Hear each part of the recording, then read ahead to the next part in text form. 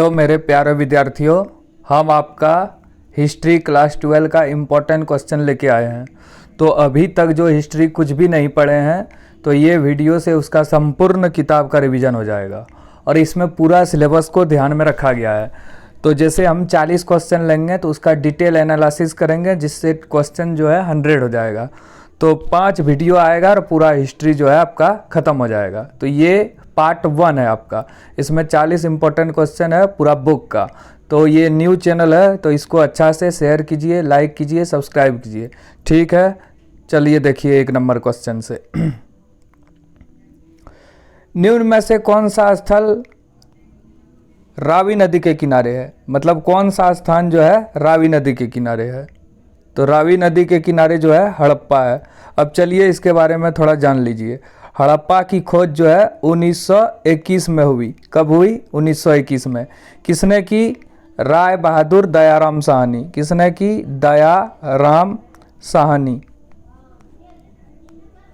अब इसमें 3 क्वेश्चन हो गया। सबसे पहले हड़प्पा की खोज कब हुई? 1921। किसने की? दयाराम साहनी ने। अब हड़प्पा किस नदी के किनारे है? रावी नदी के किनारे। चलिए अब दूसरा क्वेश्चन देखिए 2 नंबर। हड़प्पा सभ्यता का सबसे बड़ा स्थल। हड़प्पा सभ्यता का सबसे बड़ा स्थल पूछे तो धोलावीरा होगा। धोलावीरा। लेकिन यहाँ पे धोलावीरा ऑप्शन में नहीं दिया है तो मोहनजोदड़ो आंसर होगा। हड़प्पा सभ्यता का सबसे बड़ा नगर कौन है? मोहनजोदड़ो। और मोहनजोदड़ो का अर्थ जो है मृतकों का टीला है। क्या है? मृतकों का टीला। मृतकों का टीला मोहनजोदड़ो को कहा जाता है।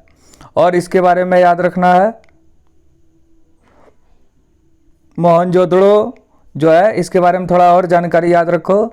सबसे पहले क्या क्या बताए? सबसे बड़ा स्थल या सबसे बड़ा नगर जो है क्या है? मोहनजोदड़ो। स्थल आए तो धोलावीरा मारना और नगर या शहर आए तो मोहनजोदड़ो। मोहनजोदड़ो का अर्थ मृतकों का टीला। और मोहनजोदड़ो की खोज 1922 में राखलदास बनर्जी ने की। राखलदास बनर्जी। ये भी इंपॉर्टेंट क्वेश्चन है। हो गया? क्या क्या क्वेश्चन हुआ? हड़प्पा सभ्यता का सबसे बड़ा स्थल पूछे तो धोलावीरा, यहाँ पे नहीं दिया है इसलिए मोहनजोदड़ो होगा। सबसे बड़ा नगर मोहनजोदड़ो। और मोहनजोदड़ो का अर्थ है मृतकों का टीला।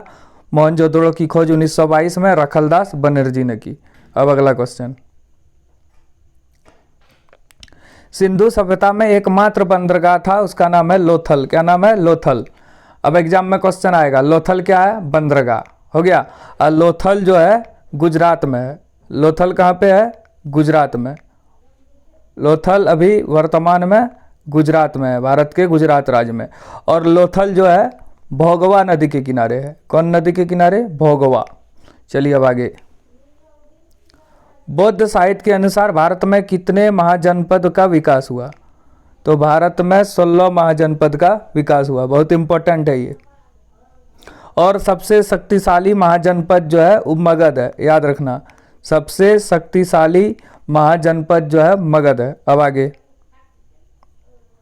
दक्षिण भारत में स्थित भारत का एकमात्र महाजनपद कौन है? असमक।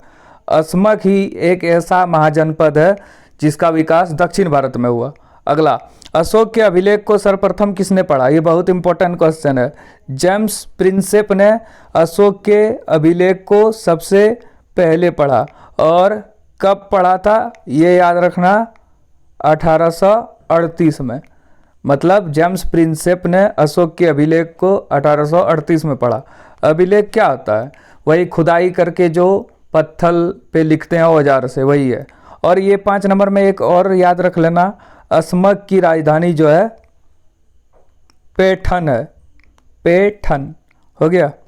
अब आगे। इंडिका किसकी रचना है या इंडिका की रचना किसने की? तो मेगास्थनीज। मेगास्थनीज ने जो है इंडिका की रचना की थी। बहुत इंपॉर्टेंट है ये क्वेश्चन। अब आगे। महाभारत का युद्ध कुरुक्षेत्र में कितना दिन तक चला? महाभारत का युद्ध चला कहाँ? कुरुक्षेत्र में। कितना दिन तक चला? 18 दिन। कौरव और पांडवों के बीच चला था ये युद्ध कुरुक्षेत्र में।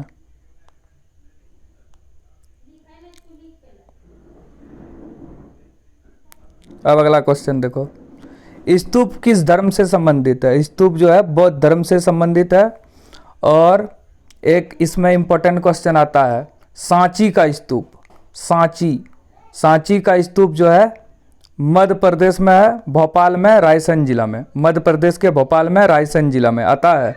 सांची का स्तूप कहाँ है? मध्य प्रदेश के भोपाल में, रायसेन जिला में। अगला, महावीर स्वामी का जन्म कहाँ हुआ था? महावीर स्वामी का जन्म कहाँ हुआ था? तो ये कुंडग्राम में हुआ था। और कुंडग्राम अगर ऑप्शन में नहीं रहे तो वैशाली, कुंडग्राम जो है वैशाली महाजनपद में आता है। हो गया।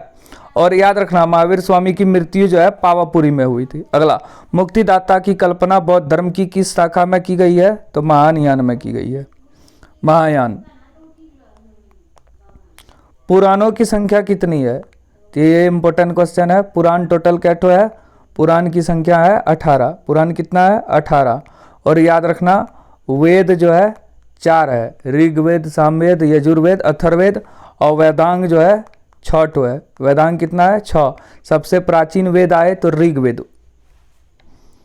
अल बिरूनी किस भाषा की जानकारी नहीं था? मतलब अल बिरूनी जो है उसको किस भाषा की जानकारी नहीं था? तो ये यूनानी भाषा का जानकार नहीं था। नहीं वाला क्वेश्चन बढ़िया से देखना। सीरियाई भाषा, फारसी भाषा, संस्कृत भाषा को जानता था, यूनानी भाषा को अल बिरूनी नहीं जानता था। और एक चीज़ याद रखना, अल बिरूनी जो है ये मोहम्मद गजनवी के साथ भारत आया था। मोहम्मद गजनवी के साथ अल बिरूनी भारत आया था। मोहम्मद गजनवी। और इसने एक किताब लिखा था, एग्जाम में आता है। अल बिरूनी ने एक पुस्तक लिखा था, उसका नाम है किताब अल हिंद। किताब अल हिंद, ये भी एग्जाम में आता है। किताब अल हिंद की रचना किसने की थी? अल बिरूनी। अब आगे, इब्न बतूता ने किस पुस्तक की रचना की?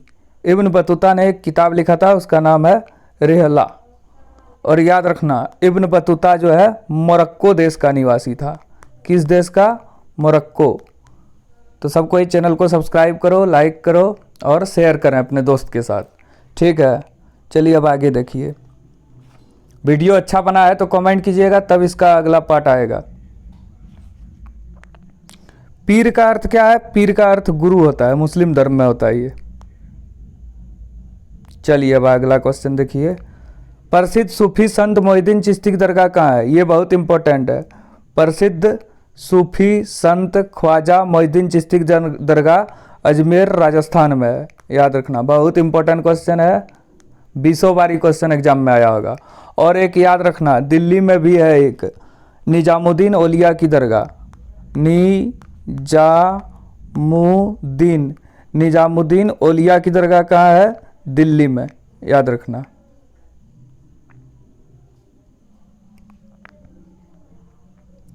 अलवर संप्रदाय के लोग किस देवता की पूजा करते हैं? तो ये विष्णु की पूजा करते हैं। विजयनगर साम्राज्य का संस्थापक कौन है? हरिहर और बुक्का। बहुत इंपॉर्टेंट क्वेश्चन है। विजयनगर साम्राज्य का संस्थापक हरिहर और बुक्का है। विजयनगर साम्राज्य की स्थापना 1336 में की थी हरिहर और बुक्का ने।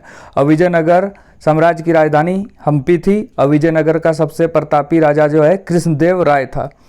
तेलुगु साहित्य अमुक्त मालियद की रचना किसने की? कृष्णदेव राय ने।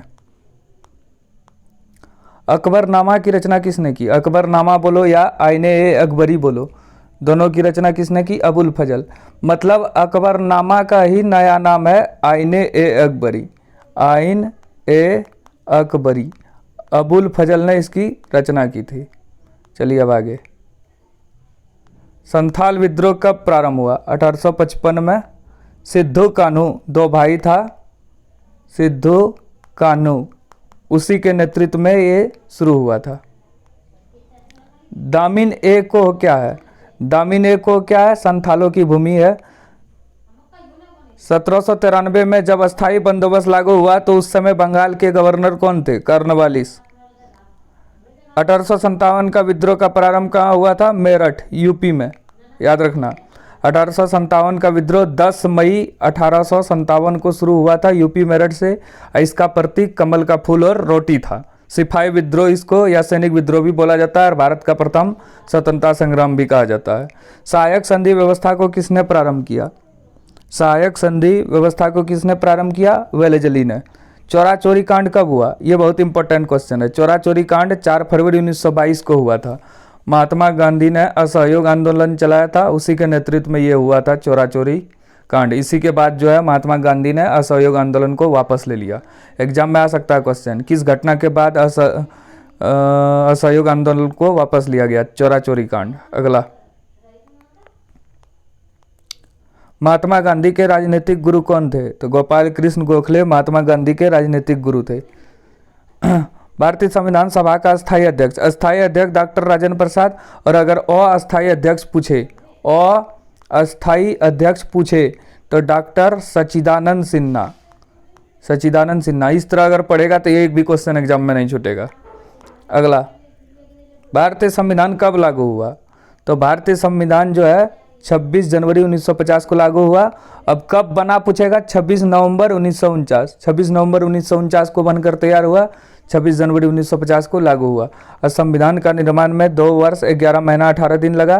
डॉक्टर भीमराव अंबेडकर ने इसकी रचना की थी और कैबिनेट मिशन के द्वारा इसे लाया गया।